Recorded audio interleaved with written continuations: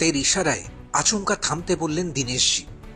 তারপর এই হলো T-17, মা সঙ্গে 4 শাবক। কিরকম হাঁটছে দেখেছো? পয়সা উসুল।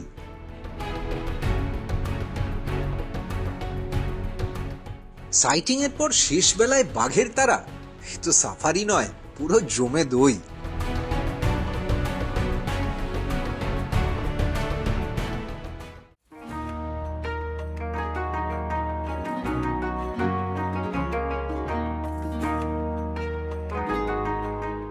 অজয় ভাই যখন গাড়ি লাগিয়েছে তখনও অন্ধকার। পার্সিলি রিসর্ট থেকে আমাদের গাড়িটাই আজ প্রথম বেরোলো।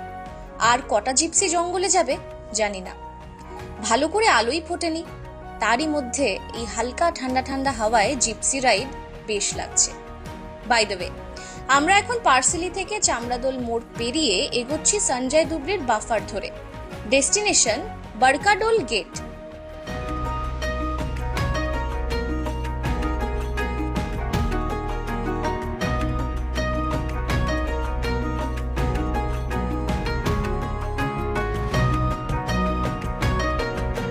আমরা এসেছি ধুবড়ি কোর জোন, যেটা সঞ্জয় টাইগার রিজার্ভের মেইন যে কোর জোন, একটাই কোর জোন এখানে।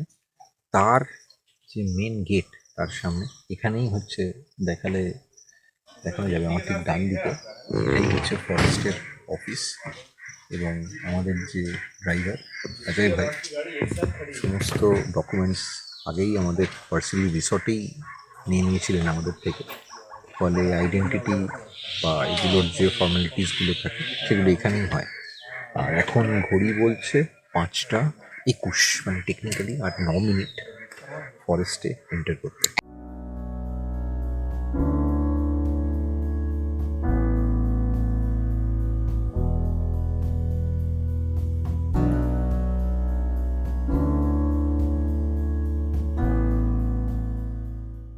একটাই শান্তি, এবারে সবকটাতেই কোথাও গাড়ি দেরি করেনি, মানে লজিস্টিক্সের জায়গা থেকে অনেক বিষয়টা ঠিকঠাক এবারে একদম। আর এখানে সব থেকে ইন্টারেস্টিং যেটা, সেটা হচ্ছে এই জঙ্গলে কিন্তু নাম্বার অফ জিপসি যেগুলো ভেতরে যায় সেগুলো খুব কম। আজকে কটা জিপসি যাচ্ছে একটু পরেই আমরা জানতে পারি। 8টার বেশি জিপসি কোনোদিনই অ্যালাউড নয়। কোনো দিন এমনও ঘটেছে লাস্ট দুদিনের মধ্যেই যে কোনো জিপসি যায়নি। করে 8টাই গাড়ি ঢোকে এবং 6 ঘন্টার সাফারি হয়। এটা খুব ভালো, মানে সাইটিং যদি হওয়ার থাকে তাহলে খুব ভালো।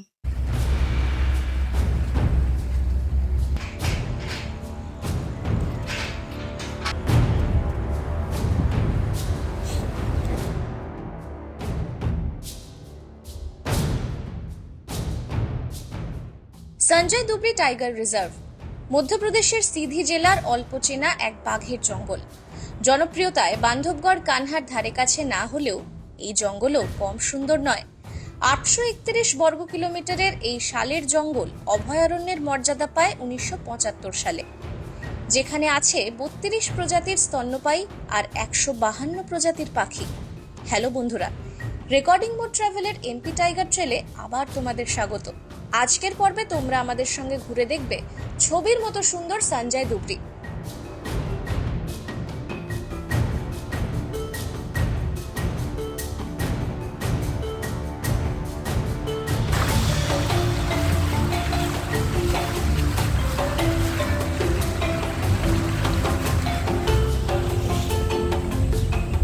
জঙ্গলের মেজাজ, আওয়াজ, উৎকণ্ঠা, অপেক্ষা সব তো থাকবেই, সঙ্গে থাকবে ডোরা কাটা, সাফারির রোমাঞ্চ আর মসিমার গল্প। সেটা জানতে গেলে কিন্তু পর্বটা শেষ পর্যন্ত দেখতে হবে। তাহলে চলো আবার সাফারির গল্পেই ফিরি, ঠিক যেখান থেকে শুরুটা হয়েছিল।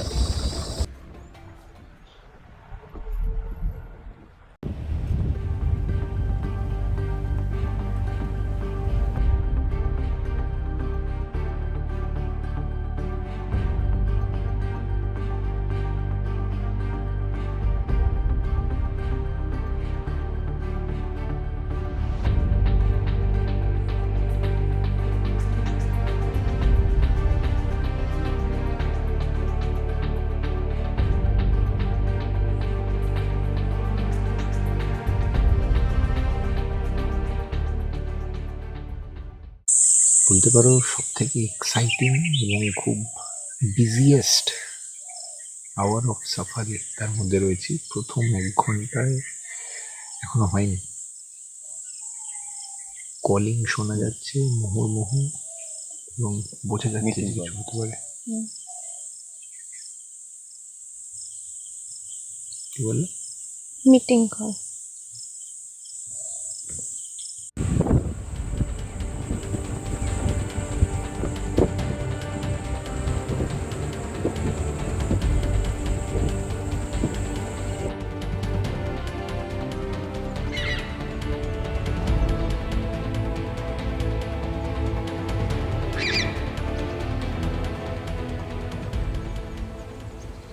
মিটিং কল আর অ্যালার্ম কল একদম আলাদা। মানুষের কানে স্পটেড ডিয়ারের মিটিং কল যতটা তীব্র লাগে, অ্যালার্ম কল ততটা নয়। ধুবড়ি কোরজোনের গেট থেকে প্রায় 10-15 কিলোমিটার গভীরে ঢুকে পড়েছি। 10 মিনিট হতে চলল। পাল্লা দিয়ে চলছে বাঁদর আর চিতলের অ্যালার্ম কল। রয়্যাল বেঙ্গল যে ধারে কাছেই আছে বা খুব কাছাকাছি মুভমেন্ট চলছে সেটা দিব্যি বুঝতে পারছি। মগডালের বাসিন্দাদের অস্থিরতা দেখি। জঙ্গলে এরকম পরিস্থিতিতে বাঁদর আর হরিণের কল বা বডি ল্যাঙ্গুয়েজ পড়েই গাইডরা অনেক কিছু বুঝে যান। সে অভিজ্ঞতা অবশ্য আমাদের বান্ধবগড়েই হয়েছে, খিতলির সাফারি। তোমরা যারা এই চ্যানেলের নতুন বা এখনো আমাদের খিতলির সাফারিটা দেখোনি, তাদের জন্য ওই পর্বটার লিংক এই ভিডিওর নিচে ডেসক্রিপশনে দিয়ে দিলাম। इधर भी है ना? इधर से आ रहा है।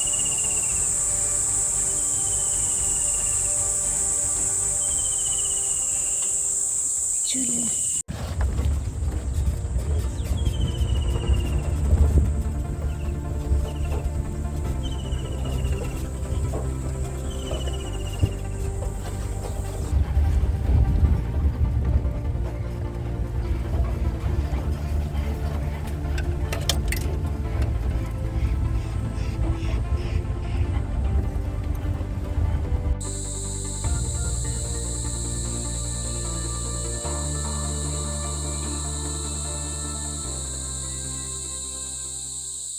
বাঘের দেখা পাওয়া যে কেন কপালের ব্যাপার, সেটা আজকের মতো দিনগুলোতে বোঝা যায়। আমরা দীর্ঘক্ষণ যে জায়গাটায় ওয়েট করছিলাম, তার ডান দিক থেকেও কল চলছিল, বাঁ দিক থেকেও কল চলছিল, মানে দুদিকেই মুভমেন্ট ছিল, এবং সেটা সেই সকাল 6টার সময় থেকে চলছিল। অপেক্ষা করতে করতে করতে করতে সেই কল এখন বন্ধ হয়েছে, তবে আমরা হাল ছাড়ছি না, আর দাদারাও যথেষ্ট চেষ্টা করছেন। কিন্তু ওই যে কপালে থাকলে আজ দেখতে পাবো, কপালে না থাকলে না।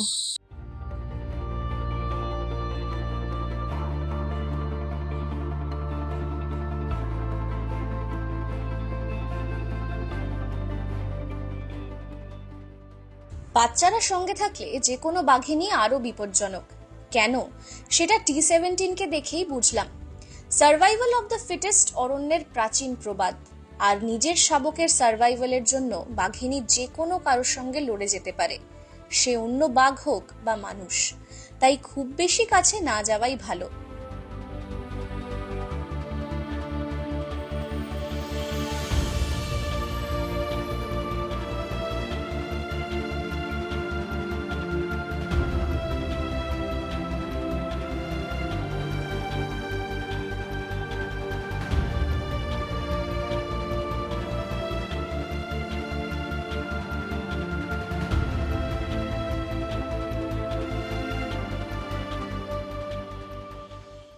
দেখতে দেখতে এখন কিন্তু 7:40, এই যে টাইমটা 6টা to 8টা, এর মধ্যেই কিন্তু গরমকালে এইরকম মে মাসের সময় বাঘেদের মুভমেন্ট থাকে।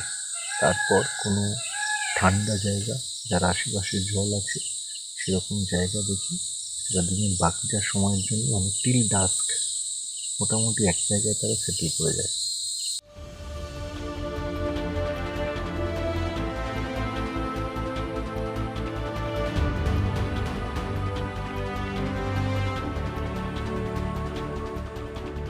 ধুবড়ির এই অঞ্চলটা বাঘেদের খুব পছন্দের। বেশ কিছুটা জলা জমি, ওপরে এক মানুষ সমান লম্বা ঘাস।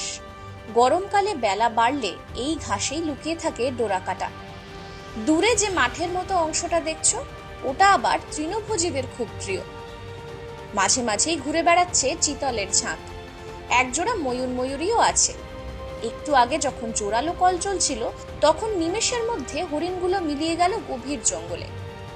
দেখতে দেখতে আধ ঘন্টা হয়ে গেল, আপাতত কলিং থেমে গেছে। তাই অজয় ভাই জিপসি ঘোরালো অন্য রুটে। আমরা আপাতত টিলা পেরিয়ে ধুবড়ি জোনেরই অন্যদিকে এগোচ্ছি।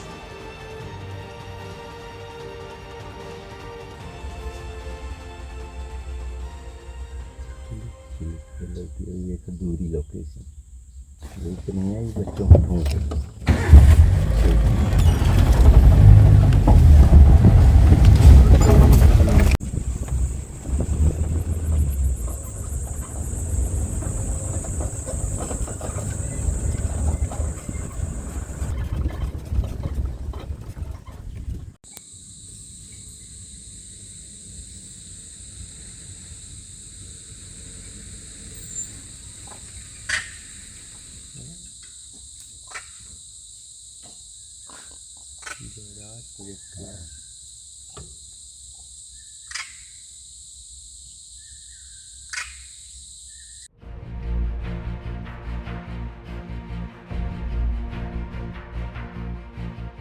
মধ্যপ্রদেশের বান্ধবগড় আর ঝাড়খণ্ডের বেতলার জঙ্গলের সঙ্গে কানেক্টেড সঞ্জয় দুবরির এই জঙ্গল, যার ফলে জঙ্গলে চলাচলের জন্য বিস্তীর্ণ এক করিডোর পেয়ে যায় বাঘেরা। সঞ্জয় অভয়ারণ্য আদতে সঞ্জয় দুবরি টাইগার রিজার্ভেরই অংশ। ইদানিং আবার এই জঙ্গলেরই কিছুটা অংশকে আলাদা করে ছত্তিশগড়ের টাইগার ট্যুরিজম মানচিত্রে সংযোজন হয়েছে এক নতুন টাইগার রিজার্ভ, গুরু ঘাসিদাস। তোমরা যদি ছত্তিশগড়ের বাঘের জঙ্গলে সাফারি দেখতে চাও, তাহলে আমাদের আচানক মারের সাফারি পর্বটা চেক আউট করতে ভুলো না। তোমাদের সুবিধার জন্য পর্বটার লিংক এই ভিডিওর ডেসক্রিপশনেই দেওয়া থাকবে। সব মিলিয়ে সঞ্জয় দুবরিতে 4টে কোর জোন, দুবরি, গিদ্ধা, বাস্তুয়া আর মাছমাহুয়া। এক একটা কোর জোন এক একটা গেট দিয়ে ঢোকা যায়। যেমন বরকাডোল গেট দিয়ে আজ আমরা ঢুকেছি। এছাড়াও আছে কারওয়াহি, কলি পাহাড়ি আর কুসুমি গেট। আপাতত ব্রেকফাস্টের টাইম। জঙ্গলের মধ্যেই জলখাবারের বন্দোবস্ত কলিয়ারি বাফার জোনের দিকে।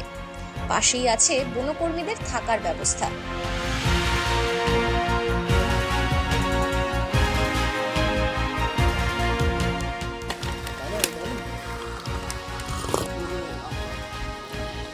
জঙ্গলের মধ্যে চিপস আর চা।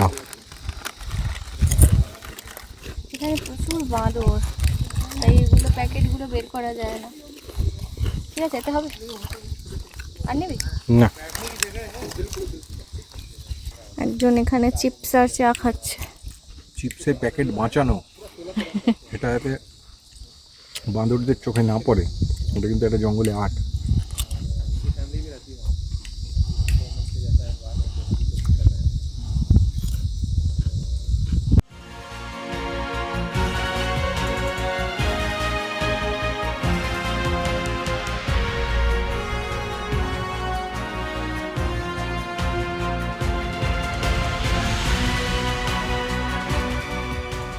আর এই যে সঞ্জয় দুবরি, এর সবচেয়ে বলতে পারো পরিচিত, সব থেকে নামজাদা যে বাঘিনী, যাকে নিয়ে প্রচুর গল্প, তার নাম হচ্ছে মসিমা।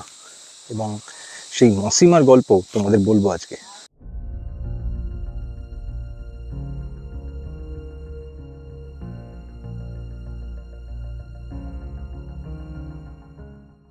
শিমলিপাল যেমন বিখ্যাত খৈরির গল্পের জন্য, সঞ্জয় দুবরিতে তেমনই বিখ্যাত আর এক বাঘিনী, মসিমা। গল্পটা এরকম: একদিন নিজের শাবকদের জন্য শিকারে বেরিয়েছিল বাঘিনী T-18। এখানে জঙ্গলের মধ্যে দিয়েই গেছে রেল লাইন। শিকার নিয়ে আসার সময় চলন্ত ট্রেনের ধাক্কায় আর ফেরা হয়নি। T-18-এর 3 শাবক তখন খুবই ছোট। ওদিকে এই জঙ্গলেই তখন সদ্য 4 শাবকের মা হয়েছে আর এক বাঘিনী T-28, যার এক শাবক অন্য বাঘের শিকার হয়। এরপর নিজের 3 শাবকের পাশাপাশি T-18-এর 3 বাচ্চাকেও মায়ের মতো আগলে রেখে বড় করে T-28। বাঘেদের হিংস্র সমাজে মমত্ববোধের যা এক বিরল নজির, সেই থেকেই তার নাম মসিমা।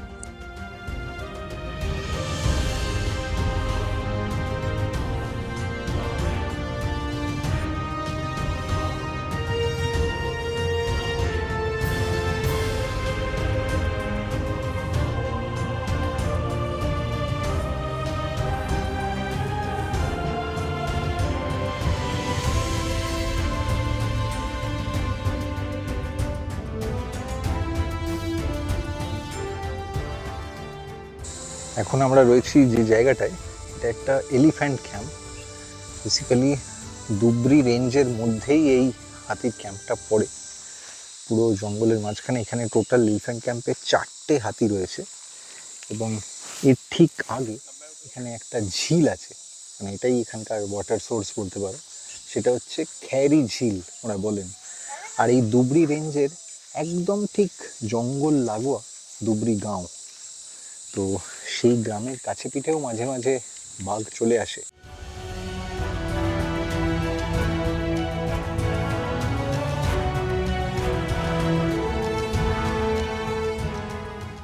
এই যে হাতিগুলো, এগুলো সবই কিন্তু এখানকার বন দপ্তরের হাতি। এরা সকাল বিকেল জঙ্গলে ঘুরে বেড়ায়, মোস্টলি পেট্রোলিংয়ের জন্য। এখানে আরও একটা আছে, দেখো, টোটাল 4টে হাতি আছে। এবং এদের পিঠে চেপে বনকর্মীরা জঙ্গলে নজরদারি চালান। দূরে আরও একখানা আছে, ওই যে দেখা যাচ্ছে। এই সময়টায় এরা বিশ্রাম নেয় এই এলিফ্যান্ট ক্যাম্পেই, থাকা খাওয়া সব কিছু আশেপাশে। আর সকালে এবং বিকেলে জঙ্গল খোলার সময় এবং বন্ধের সময় এরা কিন্তু পেট্রোলিং করে।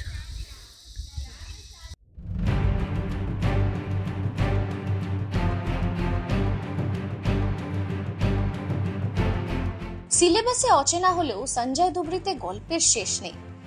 সম্ভবত জঙ্গলের এদিকেই এক গুহায় দেখা গিয়েছিল ভারতের শেষ সাদা বাঘ মোহনকে, যাকে খুঁজে পেয়েছিলেন রেওয়ার মহারাজা। অতটা না হলেও আজ আমাদের কপাল মন্দ না। সচরাচর বেলার দিকে বাঘেদের বিশেষ মুভমেন্ট থাকে না, তবে আজ ব্যতিক্রম। আরও একটা ডোরাকাটার সাইটিং এর খবর হয়েছে, তাই আমরা ছুটছি সেই লোকেশনের দিকে।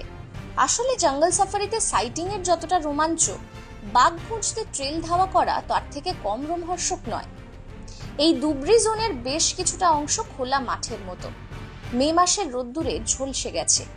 এদিকে ভূভাগ কিছুটা উঁচু নিচু, চড়াই উতরাই পেরিয়ে অবশেষে খুঁজে পেয়েই গেলাম।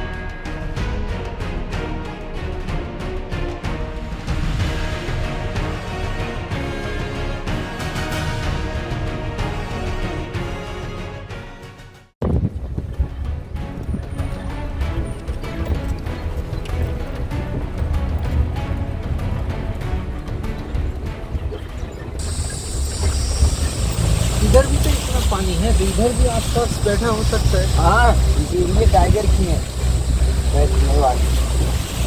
इधर इस मूवमेंट इस एरिया में रहता है, यहीं बैठते हैं। মধ্যপ্রদেশের অন্য জঙ্গলের মতো মে মাসে সঞ্জয় ধুবড়িতেও সকালের সাফারি হয় 6 ঘন্টার। সেই ভোর 5:30টায় জঙ্গলে ঢুকেছি, দেখতে দেখতে 11:30টা বাজতে চলল। এখানে কোর জোন থেকে বেরিয়ে পার্সেলি ফেরাও বেশ অনেকটা রাস্তা। পার্সেলি রিসর্টের গল্প তো তোমাদের আগের পর্বেই দেখিয়েছি। যারা এই পর্বের সঞ্জয় ধুবড়ির সাফারির বুকিং আর খরচ নিয়ে জানতে চাও, তাদের জন্য সিরিজ শেষে থাকবে এবারের এমপি টাইগার ট্রেলের বিস্তারিত ট্যুর প্ল্যান।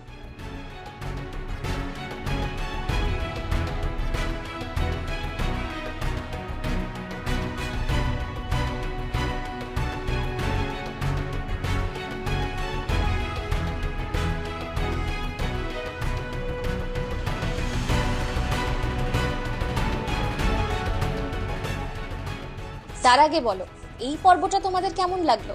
কমেন্টে লিখো। কোনো প্রশ্ন থাকলে আমাদের সঙ্গে যোগাযোগ করতে পারো এই নম্বরে। ভালো লাগলে ভিডিওটা শেয়ার করো। এই চ্যানেলে নতুন হলে সাবস্ক্রাইব করতে ভুলো না। যদি আগেই সাবস্ক্রাইব করা থাকে তাহলে বেল আইকনে অল নোটিফিকেশন এনেবল করা আছে কিনা দেখে নিও। আর আমাদের বেড়ানোর সব টাটকা আপডেট পেতে ইনস্টাগ্রাম আর ফেসবুকেও ফলো করে নিও রেকর্ডিং মোডকে। আজ এটুকুই, পরের পর্ব নিয়ে ফিরছি খুব তাড়াতাড়ি।